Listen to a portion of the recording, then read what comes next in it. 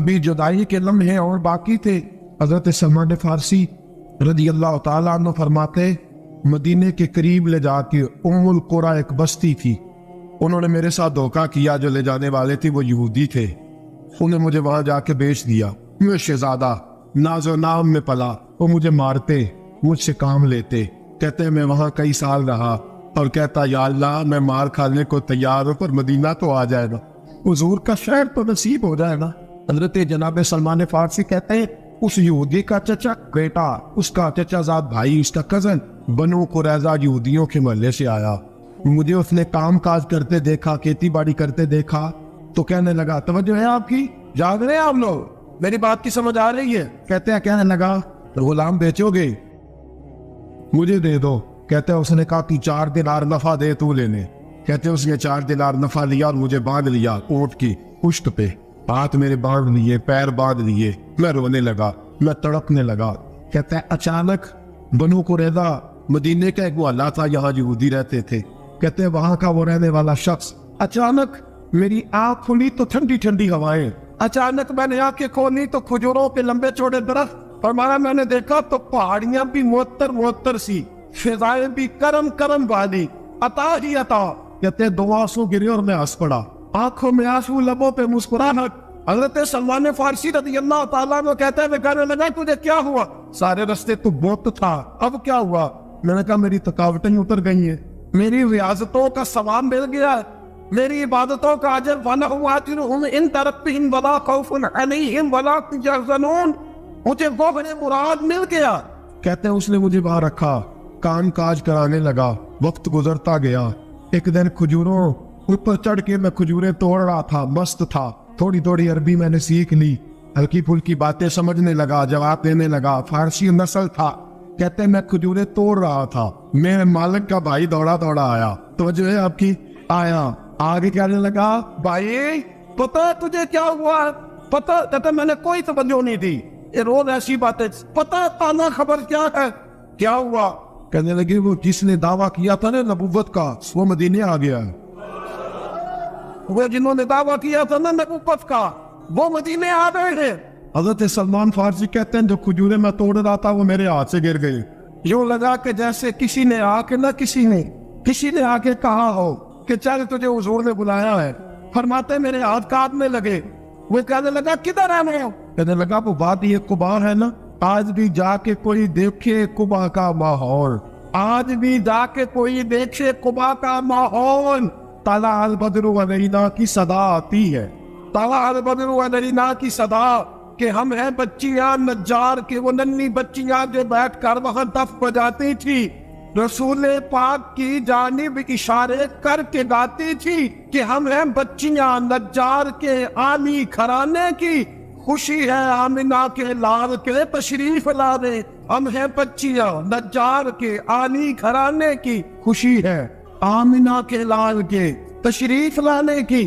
حضرت سلمان فارسی کہتے کباب، کہتے میں جھٹ سے چھلانگ لگا کے اترا، پہلے میں آیا کرتا تھا پکڑ پکڑ کے، چھلانگ لگائی زمین پہ، اور میں نے اپنے مالک سے کہا یہ کیا کہہ رہا ہے؟ کہتے اس نے تھپڑ مارا، چل اپنا کام کر۔ کہتے پہلے وہ مارتا تھا تو دکھ ہوتا تھا، آج پتہ ہی نہیں چلا، آج پتہ ہی نہیں چلا۔ ہمارے جہاز میں ایک بابا جی بیٹھے تھے، جہاز کے بزرگ بیٹھے تھے، ان سے کسی نے کہا تھک تو نہیں گئے؟ کہنے لگے میری 11ویں حاضری ہے، تھک بڑا گیا ہوں، پر جب گنبد پہ نظر پڑتی ہے تھکاوٹیں اتر جاتی ہے، کوئی تھکاوٹ نہیں رہتی۔ حضرت سلمان فارسی کہتے ہیں اس نے مارا، کوئی پتہ نہیں چلا۔ میں انتظار کرنے لگا کہ ذرا دن جلدی نہیں ڈل جاتا، شام جلدی ہو۔ کہتے شام ہوئی، چھٹی ملی، کھجوریں پلو میں باندھ لی اور قباء کی جانب خرامہ خرامہ جھکی ہوئی نظریں، کانپتے ہوئے میرے لب، اور میں جب پہنچا کہتے ہیں کھجور کے درخت کے نیچے حضور بیٹھے ہیں، بائیں جانب چراغ جل رہا ہے اور دائیں جانب سیدنا صدیق اکبر بیٹھے ہیں۔ فرماتے میں پہنچا، پہلی نظر حضور کے چہرے پہ، جھکی ہوئی نظریں، نور سے زیادہ روشنی یہاں سے چھین رہی ہے۔ فرماتے لگتا ہے چاند بھی شرما کے پیچھے ہٹ رہا ہے، سادہ سا لباس، خوشبو نے آگے بڑھ کے استقبال کیا۔ فرماتے یوں نظر پڑی تو یوں لگا جیسے یہ تو مجھے صدیوں سے جانتے ہیں، صدیوں سے کون فاجا کون ہے جی کال دی گال لے اسا پنگوں پریت رلائی۔ فرمایا لگا یہ پہلے سے جانتے۔ فرماتے حضور نے مسکرا کے فرمایا آئیے آئیے اتنے جملے فرماتے میں بیٹھ گیا, کھجوریں نکال کے دی اور میں نے کہا حضور صدقے کی ہے. فرماتے ہیں چونکہ نشانیاں بتائی تھی نا, 2 نشانیاں یہ تھی کہ صدقہ نہیں کھائیں گے, دوسری نشانی تحفہ لے لیں گے, تیسری نشانی کے کمر کے پیچھے مہر نبوت ہوگی. حضرت سلمان فارسی رضی اللہ تعالیٰ عنہ فرماتے نبی کریم صلی اللہ علیہ وسلم کے سامنے آیا, کھجوریں پیش کی, کہ حضور صدقے کی ہیں. حضور نے میری طرف دیکھا تو مسکرائے اور بڑا کھول کے مسکرائے. فرمایا ابو بکر لوگوں میں بانٹ دو. فرماتے چہرہ میری طرف ہے, باتیں ابو بکر سے ہو رہی ہیں. سمجھایا تو مجھے جا رہا ہے نا, کہ ابو بکر لوگوں میں تمہیں پتا بھی ہے میں صدقہ نہیں لیتا. کہتے ہیں ایک نشانی پوری ہو گئی, دودھ کا پیالہ آیا, ایک گھونٹ مصطفیٰ نے لگایا, باقی سارا ہی مجھے عطا فرما دیا. باتیں موجیں لگ گئی, میری موجیں ہی لگ گئی. ساری رات تو نیند نہیں آئی لذت میں, اور اگلا سارا دن نیند نہیں آئی شام کے انتظار میں. کہتے ہیں پھر شام ہوئی, پھر پلوں میں کھجوریں باندھی, پھر خرامہ چل پڑا. فرماتے سارے مل کے جا چکے ہیں, پتہ نہیں حضور کس کا انتظار کر رہے ہیں. سارے جا چکے, شام ہو گئی. میں پہنچا, بیٹھا سامنے, میرے مصطفیٰ نے دیکھا, فرمایا آئیے. میں نے کھجوریں کھولی, نکالی, میں نے کہا حضور تحفہ ہے. فرماتے حضور کھول کیوں مسکرائے؟ گویا حضور میری سوال کا جواب دے رہے ہوں کہ مجھے پتا ہے تو کیا کر رہا.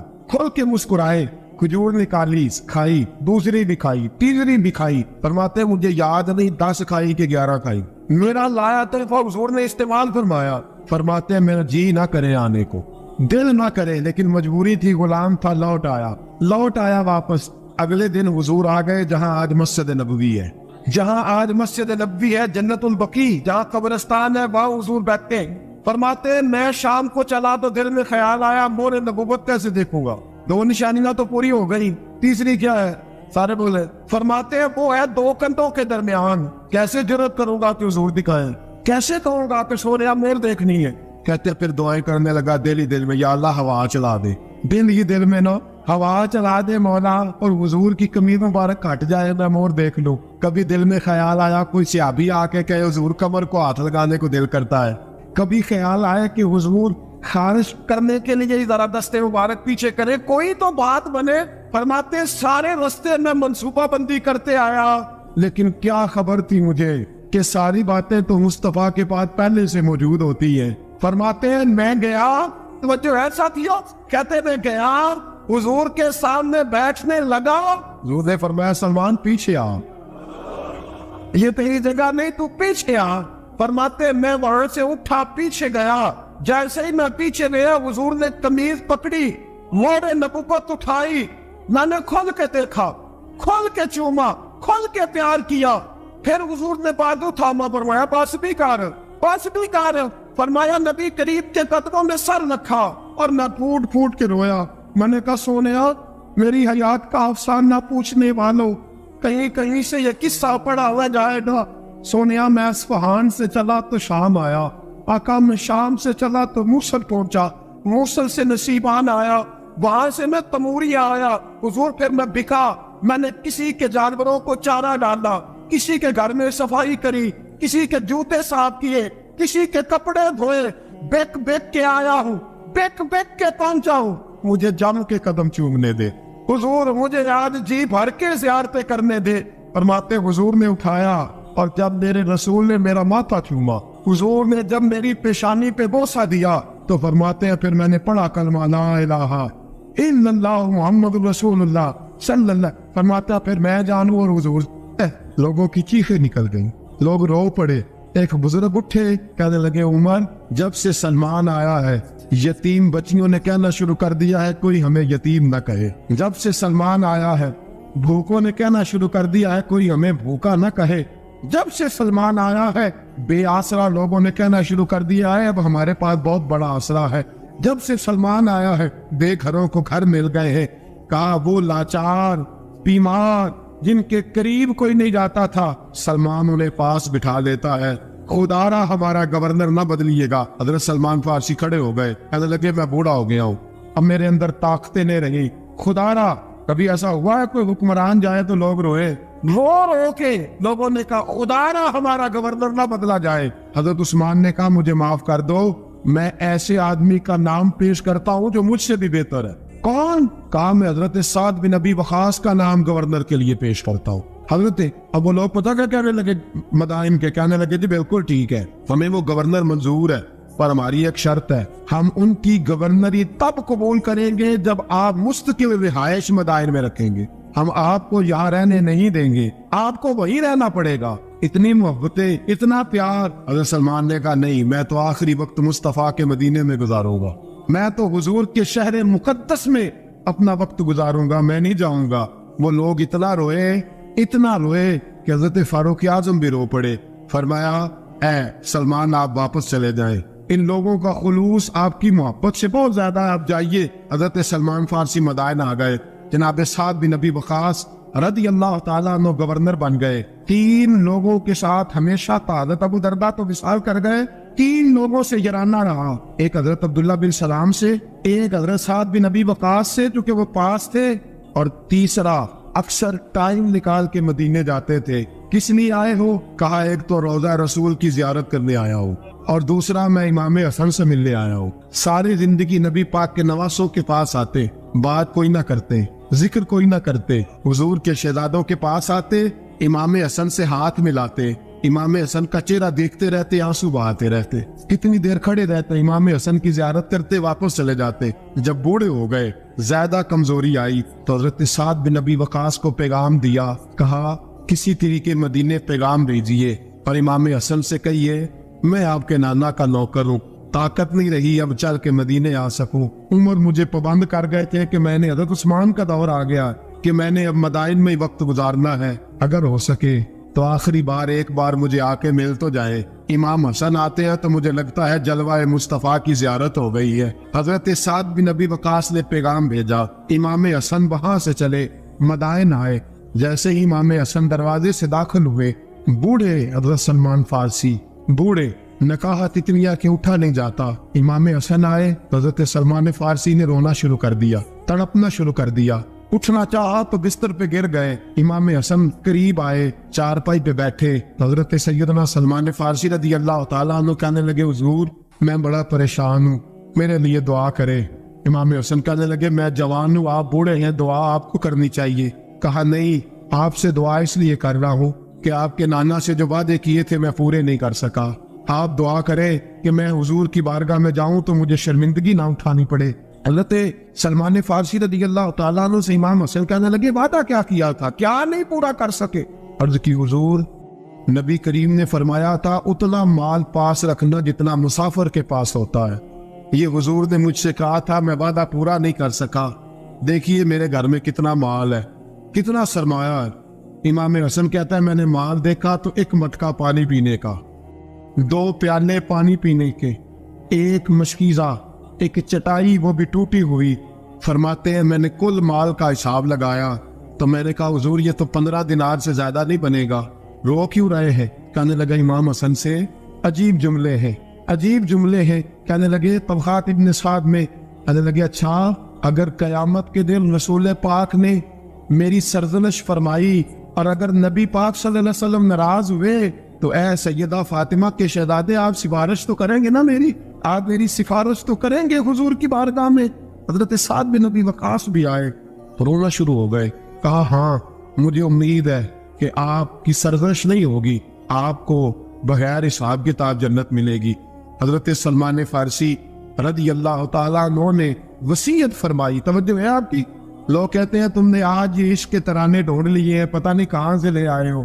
وصیت فرمائی امام حسن کو، آنے لگے حضور میں پرانا نوکر ہوں اور میں نے اپنی نوکری کرنے کی کوشش کی ہے، اب میں بچوں گا نہیں، اگر میں مر جاؤں تو میری خواہش ہے کہ سیدہ فاطمہ کا بیٹا میرا جنازہ پڑھائے، آج نہیں بعد مرندے مکھڑا میرا ہو جاوے جے تازہ، سمجھ لینا محبوب میرے نے آن پڑے جنازہ۔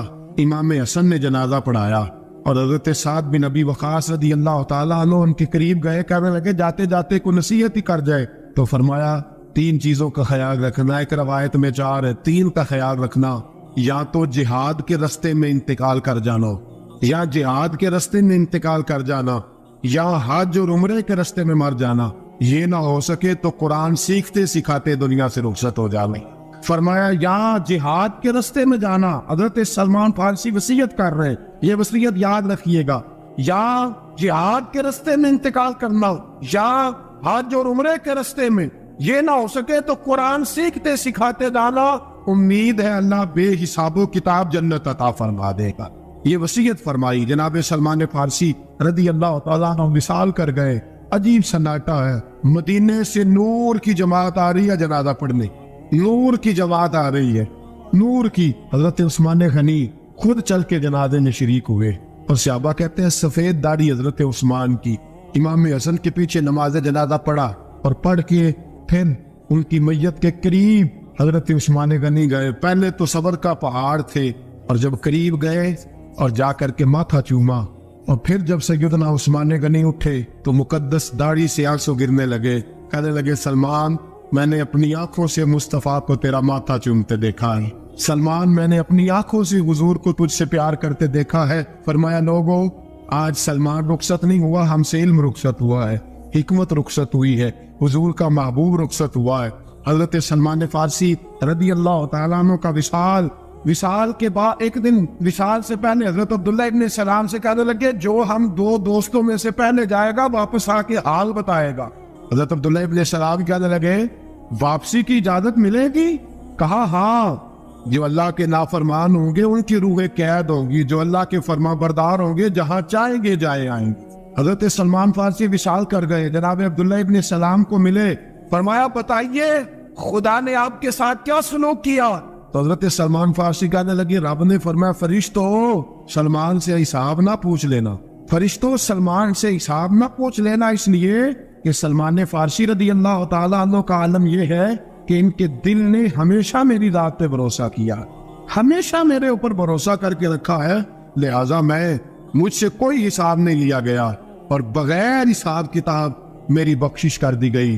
حضرت حرم بن حیان رحمت اللہ تعالیٰ نے فرماتے میں حضرت اویس کرنی کو ڈھونڈنے چل پڑا، ڈھونڈنے بھی اسے نکلا جسے کسی نے نہیں ڈھونڈا اور جو کبھی کسی کو نہیں ملے۔ حضرت اویس کرنی، یہ فکرہ کسی درویش نے نہ حضرت اویس کرنی کے لیے کہا، یہ فکرہ پورا فیٹونی پہ آتا ہے، اسی کسی دے کچھ نہیں جلا دے نہ کوئی ساڈا دردی، کوئی جرانہ نہیں، کوئی دوستانہ نہیں۔ حضرت اویس کرنی کا مزار بھی کنفرم نہیں کہ کدھر ہے، بس اسی کسی دے کچھ نہیں لگتے، کیا ضرورت، بس ٹھیک ہے۔ اپنا جو ہے انداز سارے زمانے سے علیحدہ کر کے رکھا انہوں نے، علیحدہ، اللہ کو تھلک۔ حضرت خواجہ اویس کرنی کو ڈھونڈتے ڈھونڈتے کہتے ہیں میں گیا، کرن گیا، دھرم بھی نہیں، یہ دادا صاحب نے اس کو لکھا ہے، فرماتے میں گیا تو مجھے لوگوں نے کہا وہ تو آج کل میں چلے گئے۔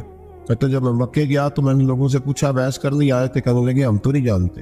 یہ تو میرے جیسے لوگ ہوتے ہیں نا جن کی تصویریں زیادہ نکلتی ہیں تو جن کی ویڈیو زیادہ ہوتی ہے تو لوگ زیادہ جاننے لگتے ہیں، ورنہ رب کریم کے بندے تو چھپے ہوئے چکر میں پڑے ہی نہیں۔ کون اویس کرنی؟ انہوں نے کہا کہ حضرت اویس کرنی چہرے پر برس کے داغ ہیں، کمزور سا وجود ہے، داڑھی زیادہ گھنی نہیں۔ جب حالات بتائے تو کہنے لگی اس طرح کا ایک شخص آیا تھا، اس نے طواف کیا تھا، پہلے بھی دنیا کرتی ہے پر جب اس نے کیا ہے نا تو اس کے طواف نے وہ خود بھی رویا ہے اور بھی بڑے روئے ہیں۔ وہ جب حجر اسود بھی آیا ہے تو رنگ بدلتا دیکھا ہے۔ کہا وہ کدھر گئے؟ کہنے لگے پورا نہیں پتا، اتنا ضرور خبر ہے کہ ان کے انداز بتاتے تھے کہ اب مدینے جائیں گے۔ جناب حرم بن حیان کہتے ہیں پھر میں مدینے گیا، میں نے خواجہ اویس کو ڈھونڈا، میں نے کہا یار میں نے حضرت خواجہ اویس کرنی کو ملنا ہے، کسی نے بتایا ہے کہ وہ مدینہ شریف آئے، تو لوگ کہنے لگے ہم نہیں جانتے وہ کون ہے۔ لیکن نا دنیا جان گئی، دنیا میں بڑا کچھ ہو گیا، بائی نیم لوگ جاننے لگے، ہوٹلوں پہ پہچاننے لگے، سڑکوں پہ پہچاننے لگے۔ لیکن بات تو یہ ہے کہ جن کو پہچاننا چاہیے اگر وہ پہچان لیں پھر تو بڑی بات ہے، پھر تو بڑی بات ہے۔ لیکن اگر وہاں ہی پہچان نہ ہو سکے تو پھر تو معاملہ بڑا الگ سے ہے نا۔ عزیز بھائی حضرت خواجہ اویس کرنی کے بارے میں پوچھا تو مدینہ شریف کے زائرین اور وہاں کے مقامی لوگ بھی کہنے لگے کوئی نہیں پتا، ہم نہیں جانتے، ملے ہی نہیں۔ تو کہا باریک سا وجود ہے، پرانا سا لباس ہے، برس کے داغ ہے، چہرے پہ داڑھی زیادہ گھنی نہیں، کسی کو پاس نہیں بٹھاتے۔ اور پھر ایک جملہ اور کہا سنا ہے روتے ہیں تو بڑے درد سے روتے ہیں، سنا ہے بھیگی رہتی ہیں پلکیں، سنا ہے ان کی پلکیں بھیگی رہتی۔ میں 2-4 دن پہلے کسی سے سن رہا تھا شعر، اس نے کہا تھا ایک واری میری اکھیاں تو انہوں نے اتھرو پونجے سا ہن چسکا پہ گیا رونے دا، ہر ویلے یا ہوزاری ہے۔ کہتے ہیں کہ وہ اس طرح کی اس کی کیفیت ہے۔ کہتے ہیں میں نے کہا یار وہی تو اویس کرنی تھے، کدھر گئے؟ کہنے لگے کوئی خبر نہیں، جب وہ آئے ہیں تو ان کے آنے کا انداز ہی نرالا، سسکیاں اور آہیں نکل گئیں اس شخص کی جب وہ مدینے آیا۔ حضرت حرم بن حیان کہتے ہیں میں ڈھونڈتا رہا، تلاش کرتا رہا، پھر میں ان کو ڈھونڈتے ڈھونڈتے عراق میں آیا تو نہر فرات کے کنارے ایک کمزور سے آدمی کو ریت کے ٹیلے پر بیٹھ کے وضو کرتے دیکھا۔ کہتے ہیں جب ان کا وضو مکمل ہوا تو میں نے کہا السلام علیکم، کہتے انہوں نے چہرہ نہیں پھیرا، وہیں بیٹھے بیٹھے کہنے لگے وعلیکم السلام یا حرم بن حیان، یا حرم بن حیان وعلیکم السلام۔ کہتے میں نے کہا کہ من انت، آپ کون ہے؟ تو کہنے لگے وہی ہوں جسے تم مکے اور مدینے ڈھونڈتا رہا۔ تو کہتے میں نے کہا حضور آپ میرا نام کیسے جانتے ہیں؟ بڑا خوبصورت جملہ ہے، اللہ کرے آپ کو یہ یاد رہے، سبق کبھی نہ بھول، یہ سبق کبھی نہ۔ بابا صاحب کے مزار پہ گئے تو خالی آ گئے، داتا صاحب گئے تو خالی ایسے ہی چلے گئے، ہم فارغ لوگ تھے، کوئی کام نہیں تھا کہ بابا فرید کی گلیوں میں گھومتے رہے، ہم فارغ تھے کہ 2 بجے حضرت سلطان بابو رحمت اللہ علیہ کی جالیوں کے سامنے کھڑے رہے، ہم کو پتھر چاٹنے والے لوگ تھے کہ آدھی رات بیت گئی اور ہم بزرگان کرما والا شریف کھڑے رہے۔ یہ کیسے ہو گیا کہ محدث اعظم کے مزار پہ کھڑے رہے؟ ایسے ہی کوئی بات تھی؟ حضرت ویسے کرنی بول کر فرمانے لگے، کہنے لگے کیا کہا تو نے کہ میں تجھے کیسے جانتا ہوں؟ فرمانے لگے تو مجھ سے پیار کرتا ہے، عارف تو روحی من روحی کا، میری روح تیری روح کی جاننے والی ہے، یہ روحوں کا رشتہ ہے، یہ خطا نہیں جایا کرتا۔ عارف تو روحی من روحی کا، میری روح تیری روح کو جانتی ہے۔ یہ کیسے ہو گیا؟ کوئی ایسے لوگ تھے تو اتنی جگہ مجھے تلاش کر آیا اور میں تجھے جانوں نہ؟ یہ کیسے ہو سکتا ہے؟ یہ کیسے ممکن ہے؟ تو ڈھونڈتا رہا گلی گلی اور میں کہوں کہ میں تجھے جانتا نہیں؟ فرمایا حرم بن حیان میں، ہاں میں دعا کرتا ہوں اللہ کی بارگاہ میں کہ رب کریم مجھے اور تجھے جنت میں اکٹھا کر دے۔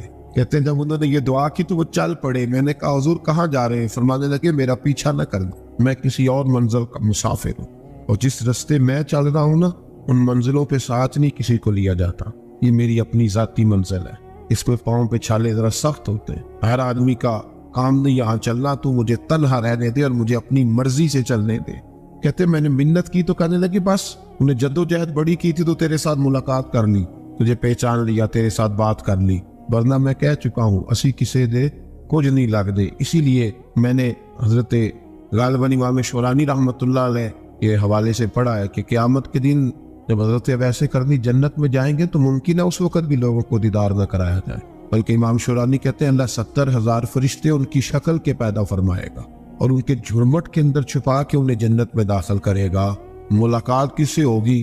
صرف انہی سے ہوگی جن کے لیے انہوں نے زندگی گزاری، یا خدا سے ملیں گے یا مصطفیٰ کریم سے ملیں گے۔ یہ لوگ تو محبت کریں، صالحین کا پیار، نیک لوگوں کی محبت، صالحین کی محبت رستہ آسان کر۔ کوئی شک نہیں کہ زمانے میں سارے لوگ اچھے نہیں ہوتے، برے لوگ بھی آئے ہیں مارکیٹ میں، ہوتے ہیں، لیکن 2 4 5 10 بروں کو لے کر کے اچھوں کی محبت چھوڑ دیں گے، نیک لوگوں کا ذکر چھوڑ دیں گے، ان کا پیار چھوڑ دیں گے، ان کا تذکرہ پڑھنا چھوڑ دیں گے، ان کے پاس بیٹھنا چھوڑ دیں گے۔ گزشتہ دور میں جو بادشاہ بھی نیک ہوئے نا وہ بھی صالحین کی محبت کی وجہ سے نیک۔ اورنگزیب عالمگیر اگر کچھ بہتر ہوئے تو اس لیے کہ ملا جیون نیک آدمی سے محبت کرتے تھے۔ محمود غزنوی کی بہتری کا سبب یہ تھا کہ حضرت سیدنا ابو الحسن خرقانی کے پاس جایا کرتے۔